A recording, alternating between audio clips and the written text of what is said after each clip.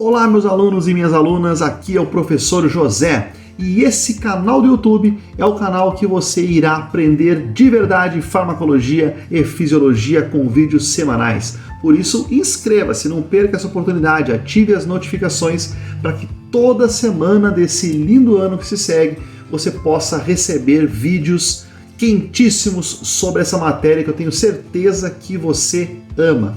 No vídeo de hoje, nós vamos falar das 20 postagens que mais bombaram do ano de 2020. Sim, o ano de 2020 que fez com que o nosso perfil do Instagram chegasse a 50 mil seguidores e nós só temos a agradecer. Por isso, separamos as 10 postagens que mais bombaram para falar para você. Então, vamos comigo!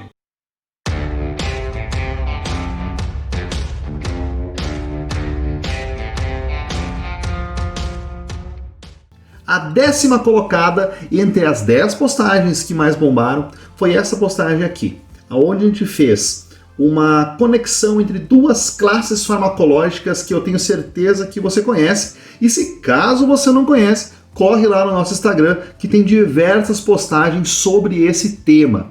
Na verdade, essa postagem ela foi fruto de uma live que nós fizemos com os nossos alunos da plataforma de farmacologia aplicada 2.0, onde nós estamos falando, o tema da live era interação entre fármacos que agem no sistema cardiovascular, os antihipertensivos, com outras classes. Então o tema era esse, interações entre antihipertensivos e outros medicamentos, e surgiu essa interação muito importante, que é a classe dos inibidores da ECA. Vamos lembrar quem são esses fármacos: captopril, enalapril, ramipril, lisinopril e outros, e os opioides. Eu lembro que nessa live nós teve uma discussão falando sobre essa interação e muitos alunos falaram que nunca ouviram falar dessa interação que a princípio é muito importante, né? E por isso eu acho que foi até 53,2 mil pessoas essa postagem, tendo então colocado ela no 10º lugar das 10 postagens que mais bombaram. Muito bem, qual que é a lógica dessa postagem? Essa é a proposta desse vídeo, falar um pouquinho mais sobre essa postagem também. Então, os inibidores da ECA são, como o nome diz, são fármacos que bloqueiam o mecanismo de ação da enzima conversora de angiotensina, então eles diminuem a produção de angiotensina 2, que é uma substância que aumenta a pressão arterial, né, de maneira resumida.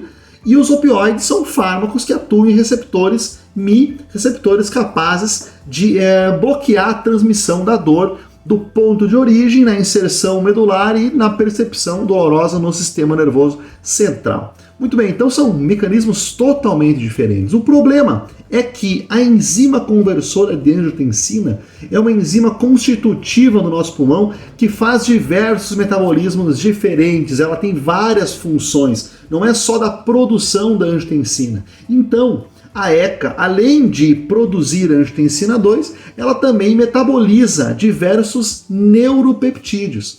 E os neuropeptídeos em xeque nessa interação são as chamadas encefalinas de endorfinas, né? São as morfinas endógenas. Então a ECA é capaz de degradar essas substâncias, que são os nossos opioides endógenos. Uma vez que eu utilizo um inibidor da ECA, eu bloqueio a ação da ECA, os neuropeptídeos, esses que eu citei, aumentam, e quando eu utilizo um opioide, que é como se fosse um desses neuropeptídeos, mas sintéticos, como a morfina, acaba aqui sobrepondo o mecanismo dos opioides. Qual é o risco dessa interação? Muito bem, o risco é de ter uma depressão respiratória ou um aumento do processo de sedação pelo uso de opioides. Então é uma interação bem curiosa, não é tão simples de acontecer, porque tanto os opioides quanto os inibidores da ECA precisam estar por muito tempo utilizados juntos, mas os inibidores da ECA são fármacos de uso crônico, os opioides se é caracterizado uma dor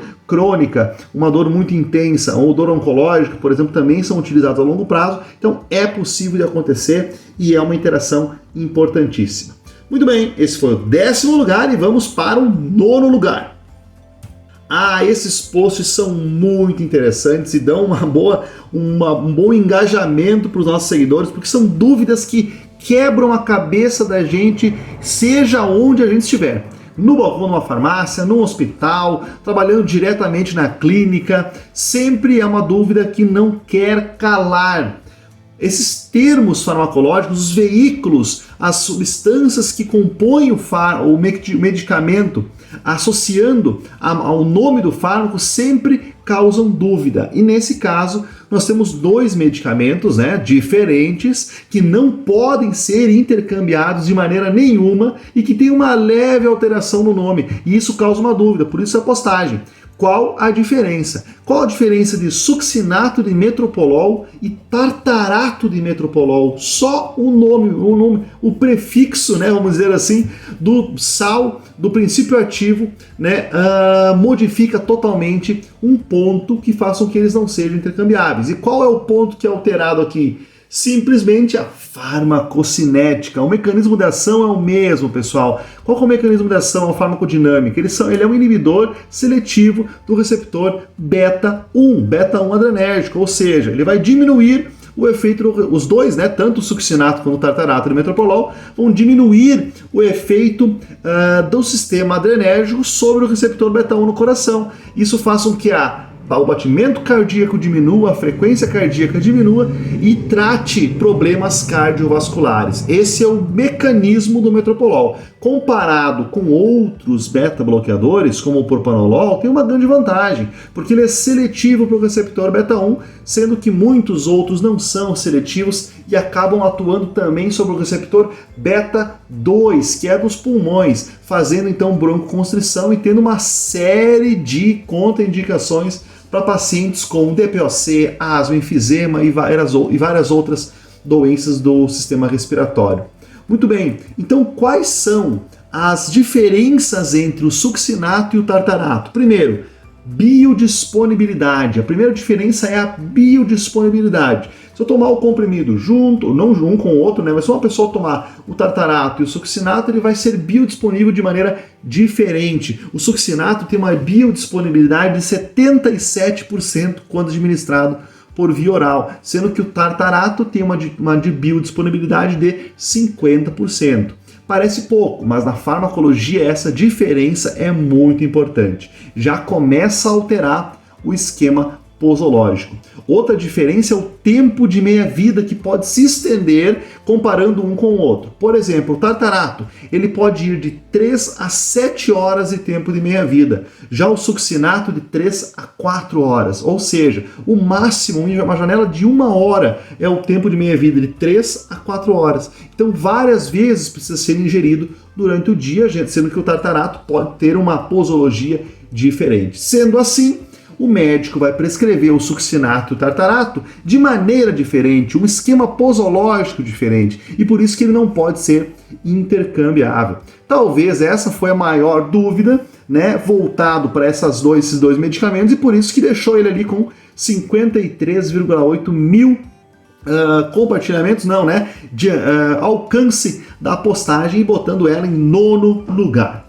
Muito bem, vamos para o 8º lugar. O 8º lugar foi uma postagem que deu um trabalho gigantesco para fazer, que foi a postagem as 9 superbactérias. Esse tema veio da nossa semana de imersão ATB, onde a gente falou muito de resistência bacteriana, mecanismo de ação das bactérias e, claro, eu sugeri uma forma diferente de estudar os anti-infecciosos. Dentro da nossa plataforma de ensino, a gente tem um módulo completo de anti-infecciosos e que todas as classes são trabalhadas dessa forma, desse esquema, que é o quê?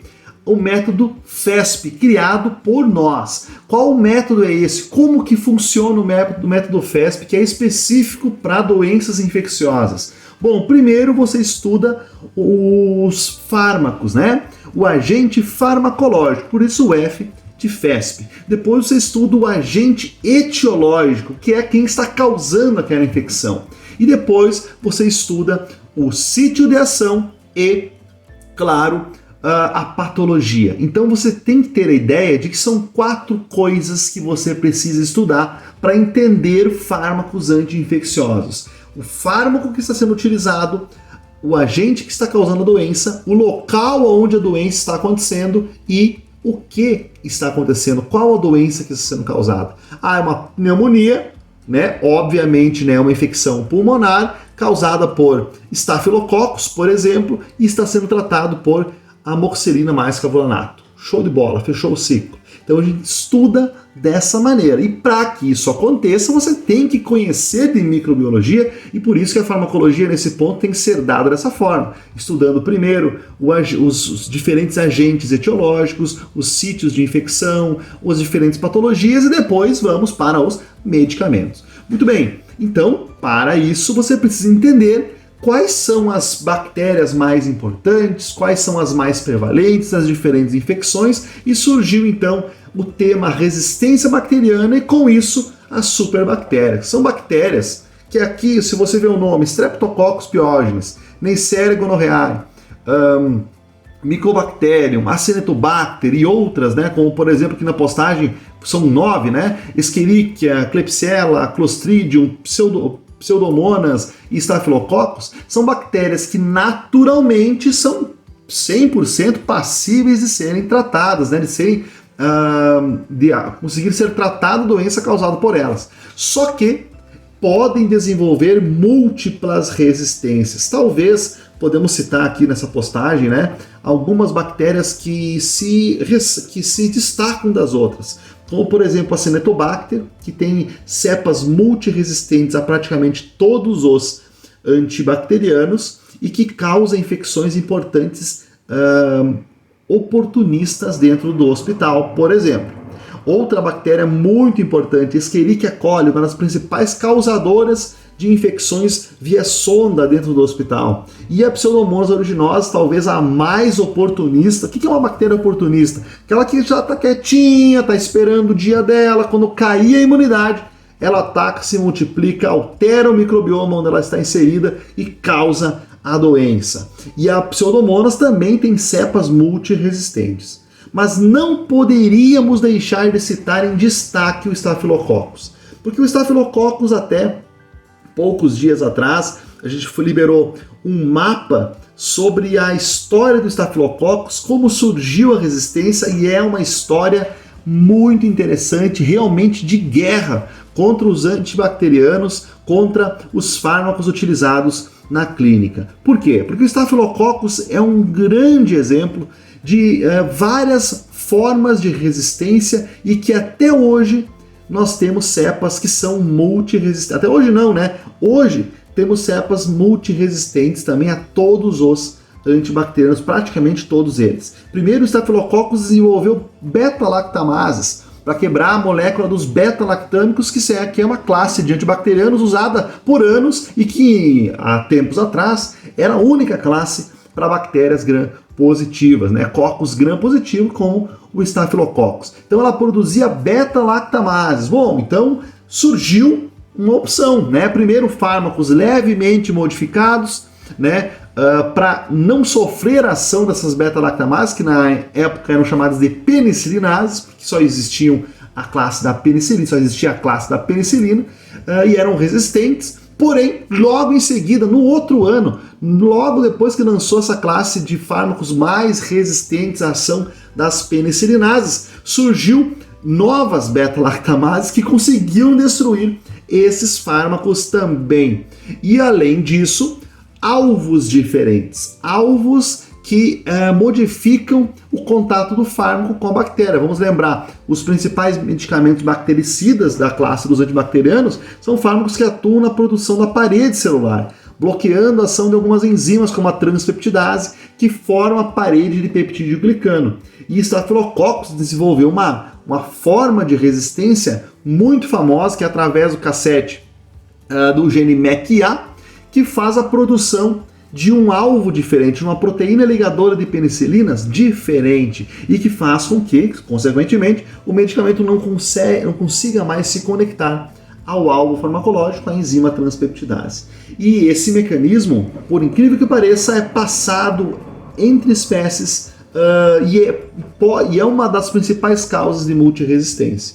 Logo em seguida surgiu uma classe de fármacos chamada de glicopeptídeos que ajudou na clínica porque eram medicamentos que atuavam em mecanismos diferentes capazes de burlar essa resistência e da alteração do alvo que o Staphylococcus apresentava. Mas também, logo em seguida, o Staphylococcus desenvolveu resistência aos glicopeptídeos, para vocês verem como ele é capaz de causar essa multiresistência. E hoje nós temos estudos que mostram que as resistências de Staphylococcus estão saindo de dentro do hospital e indo para a comunidade, o que é um grande risco porque a disseminação é muito, imensamente maior. E por isso, então, acredito, né, que essa postagem das 9 superbactérias ficou em 8º lugar, alcançando 55,9 mil pessoas. Muito bem, pessoal. Então, muito legal essa postagem. Deu um trabalhão para escrever, mas foi bem engajado. Vamos para o 7º lugar das 10 postagens que mais tiveram alcance.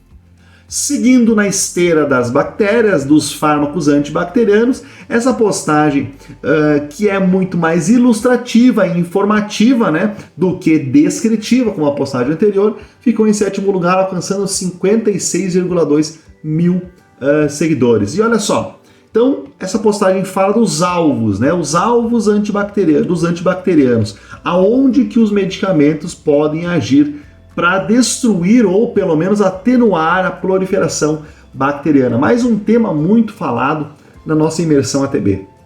Então vamos dar uma olhadinha ali. Quais são os 5 alvos principalmente, né?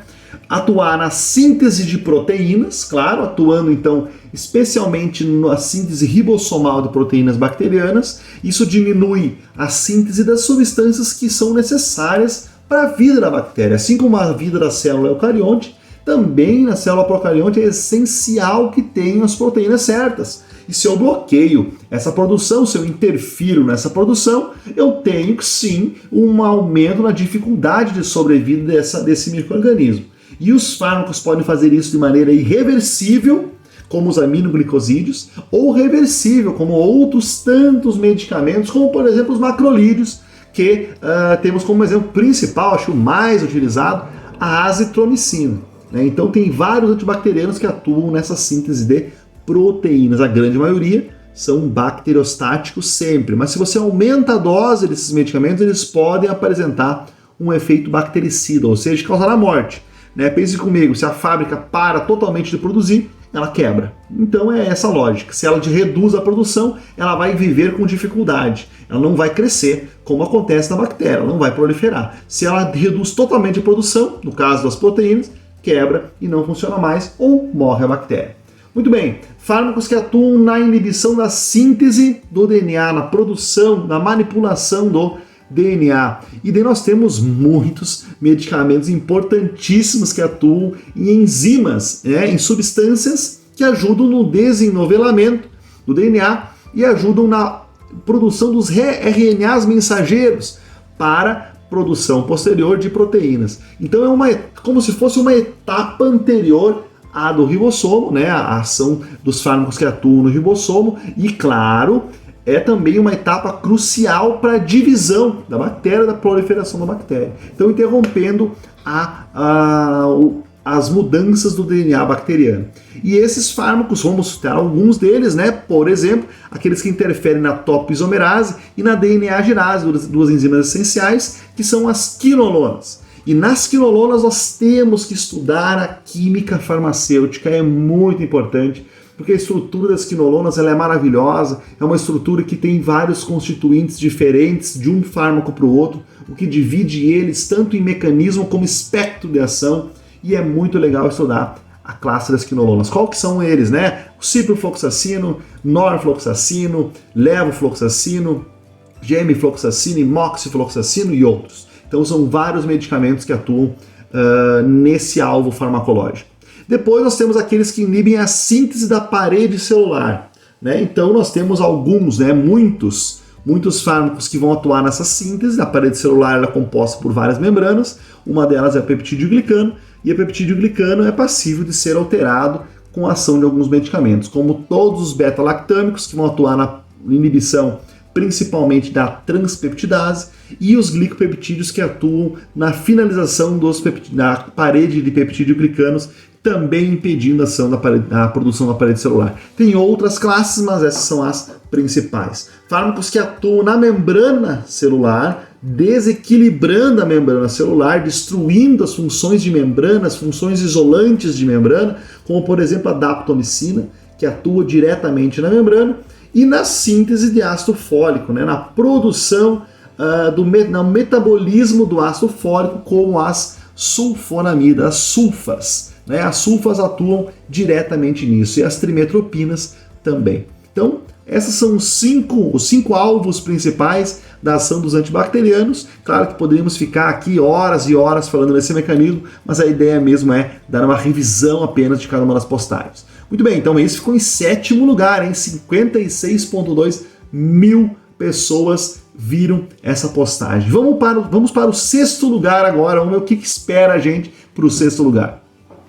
Claro que teria que ser a classe dos inibidores da ECA. Já falamos deles lá na primeira, né, no 10º lugar, inibidores da ECA versus opioides. E agora, uma postagem típica para quem gosta de saber dose e esquema posológico. Né? Então aqui nós temos, eu cuidei para organizar nas principais divisões dos IECA, né, dos inibidores da ECA. Nem todos esses inibidores da ECA nós temos para vender, para comercializar aqui no Brasil, alguns deles só fora do Brasil, mas é legal a gente entender dessa forma também a farmacologia, mais útil para nós no nosso dia a dia. Então aqui está dividido o captopril de doses de 12,5 até 50 miligramas, de 2 a 3 vezes ao dia. É o protótipo da turma toda, né? É o primeiro medicamento da classe e que a base dele foi utilizado para ser produzidos os outros, né? Para ter essa ideia de estrutura para produzir os outros inibidores da ECA. Então, de 1 a 2 vezes ao dia, nalapril e delapril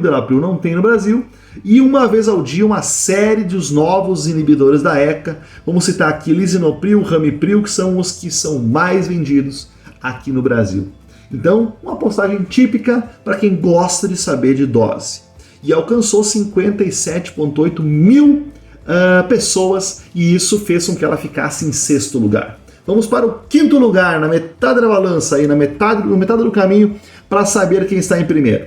Muito bem, em 5º lugar nós encontramos a postagem que alcançou 58,1 mil pessoas, que é uma postagem também de comparação. Será que a nimesulida normal, ela tem 4 vezes menos de potência, porque tem 4 vezes menos a miligramagem que a nimesulida beta-ciclodextrina? Bem, essa é a pergunta, né? 4 vezes mais forte? Muito bem, respondendo na postagem, na verdade não, pessoal. A nimesulida beta-ciclodextrina é uma apresentação da nimesulida ligada a um oligosacarídeo cíclico, né, que é a beta-ciclodextrina, e que é produzido esse oligosacarídeo pela conversão enzimática do amido. É uma substância que é capaz de formar complexos com fármacos sem alterar a estrutura química do fármaco, ou seja, sem influenciar na farmacologia dele. Isso melhora a absorção. Se vocês olharem na bula, essas 400 miligramas representam 100 miligramas da nimesulida, porém ele absorve com mais facilidade por causa da presença da beta-ciclodextrina. Então, tem o mesmo efeito farmacológico, mas tem uma melhor absorção. Por isso que tem a diferença entre nimesulida e o Maxolid, por exemplo, que é um medicamento referência que leva consigo esse sal. Nimesulida, beta-ciclodextrina. Bom, essa apresentação, essa postagem alcançou 58,1 mil pessoas, então realmente teve bastante engajamento, teve bastante busca sobre esse tema e claro, por isso que entregou tanto essa postagem. Então é uma dúvida simples, mas que é bem fácil de entender.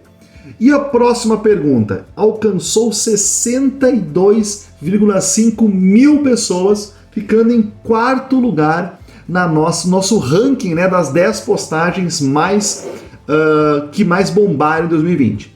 Qual é essa postagem? Olha só, hipertensos podem tomar diclofenaco de sódio? Bom, essa postagem foi famosa porque nós já tínhamos falado desse assunto há alguns meses atrás, dividindo bem certinho fazendo a diferenciação bem clara entre diclofenaco de sódio e diclofenaco de potássio, e falando da diferença farmacocinética dos dois. Bom, Mas aqui a pergunta é outra. Será que hipertensos podem tomar diclofenaco de sódio? Bom, primeiro ponto, não deve. Não deve, mas não porque é o diclofenaco de sódio. Não é o sódio o problema, mas sim o efeito anti-inflamatório. E isso a gente falou muito também na aula da plataforma, onde nós citamos as interações entre antihipertensivos e outros fármacos. E uma interação muito famosa, muito importante, né, e famosa, é a interação entre os antihipertensivos e os anti-inflamatórios não esteroidais, que não é uma interação física, não são fármacos que vão interagir um no metabolismo do outro, não. Mas os anti-inflamatórios não esteroidais são capazes de aumentar a pressão arterial porque degradam, porque bloqueiam algumas substâncias renais que ajudam no controle da pressão, como por exemplo, prostaglandinas. Então, o uso contínuo de anti-inflamatórios não esteroidais aumentam a prevalência de flutuações da pressão arterial e, claro, a tendência em desenvolver hipertensão arterial. Então, quando o paciente é hipertenso e utiliza frequentemente anti-inflamatório, ele tem sim contraindicação para isso e ele pode ter um descompensamento do tratamento para hipertensão. Então, não deve utilizar nenhum anti-inflamatório não esteroidal. E se utilizar em um curto prazo de tempo. O sódio que tem ali no diclofenaco só altera a farmacocinética, não vai influenciar na pressão arterial. Não é como tomar uma colher de sal de cloreto de sódio que aumenta a pressão, não é nem comparativamente a concentração de sódio que tem no sangue. Então não vai influenciar em nada na pressão arterial esse sódio. Muito bem, então, respondida a pergunta na postagem. Vamos para o próximo, terceiro lugar. Agora já é o pódio das 10 postagens que mais bombaram em 2020. Vamos ver aqui, ó.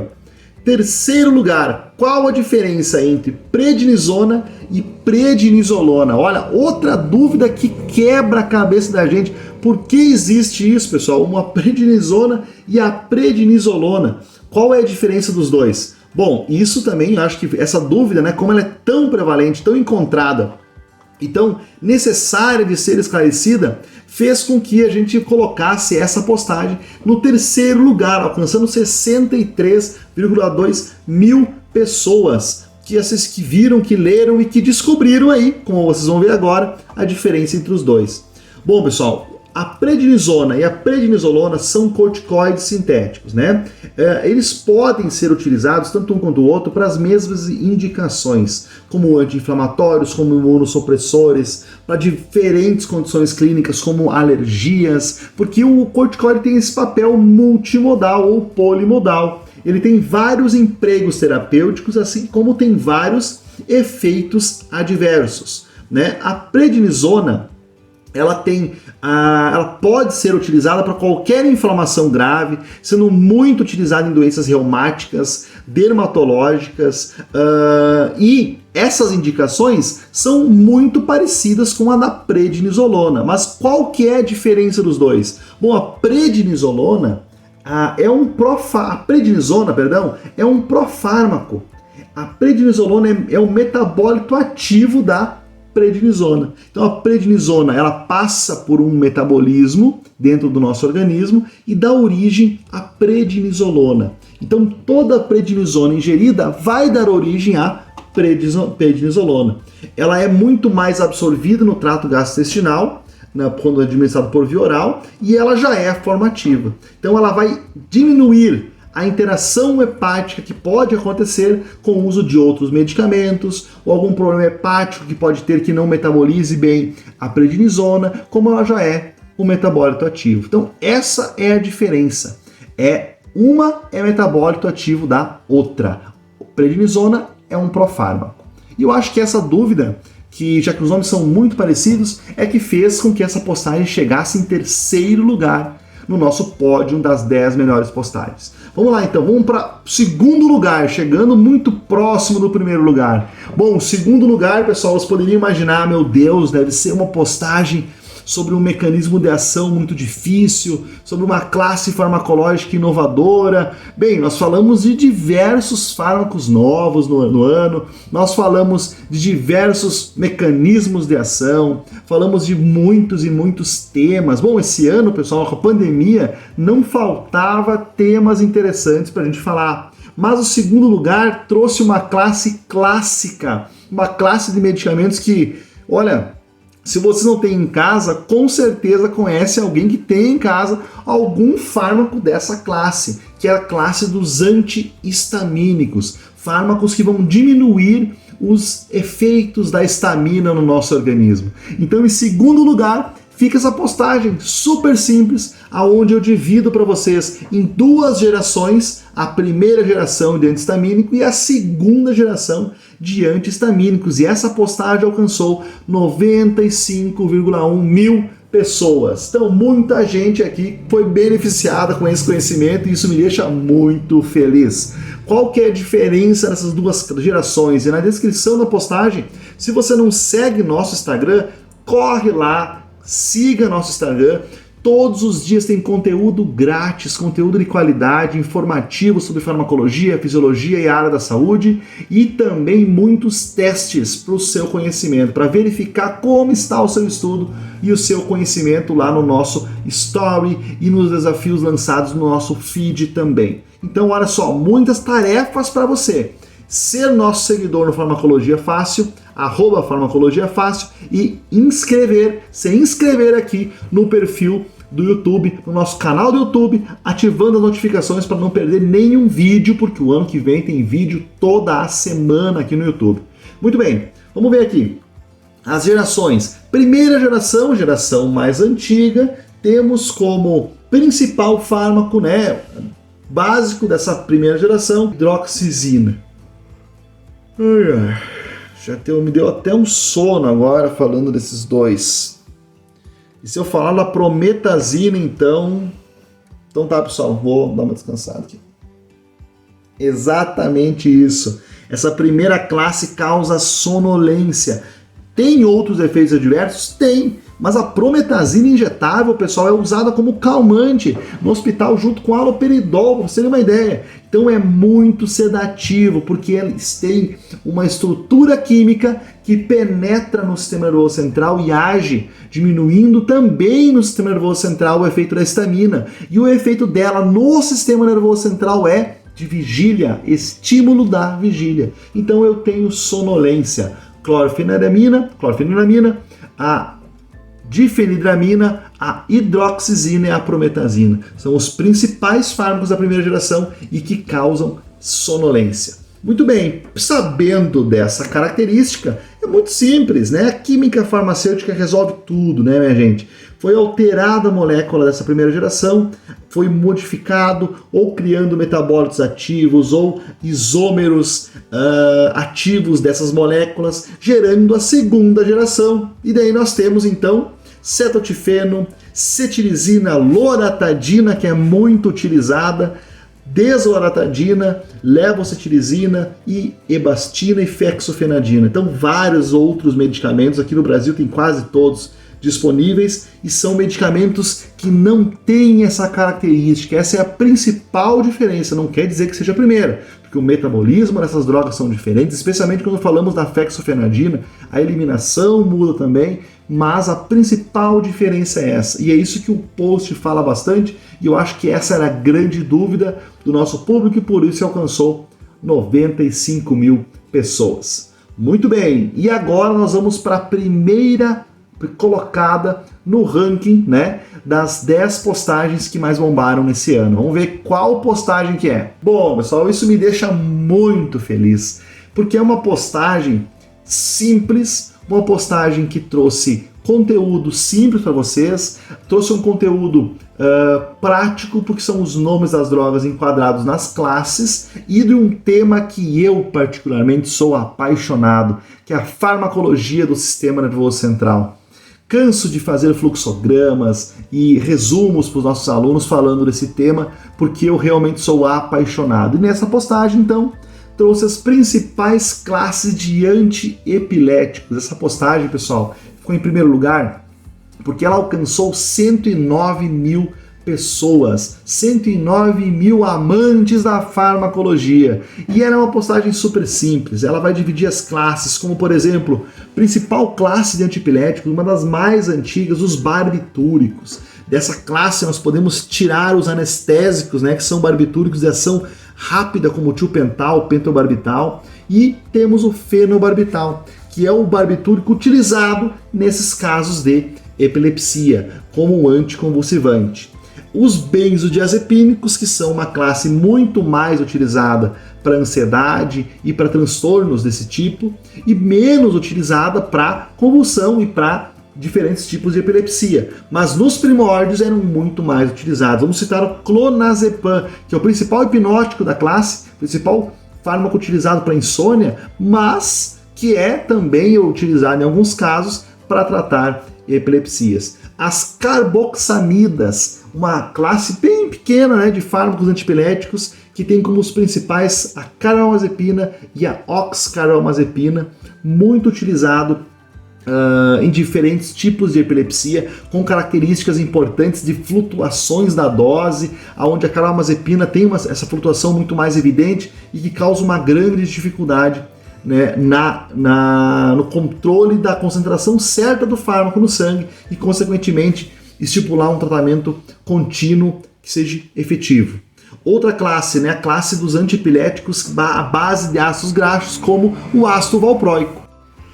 Existem diversos estudos que atrelam o uso do ácido valproico a situações teratogênicas, a casos de teratogenicidade, podendo causar coluna bífida, e também é um fármaco que tem um certo risco de depósito no nosso organismo, de acúmulo no nosso organismo, como a última classe aqui desse post, que é das idantoínas, né, a fenitoína, podendo causar intoxicação.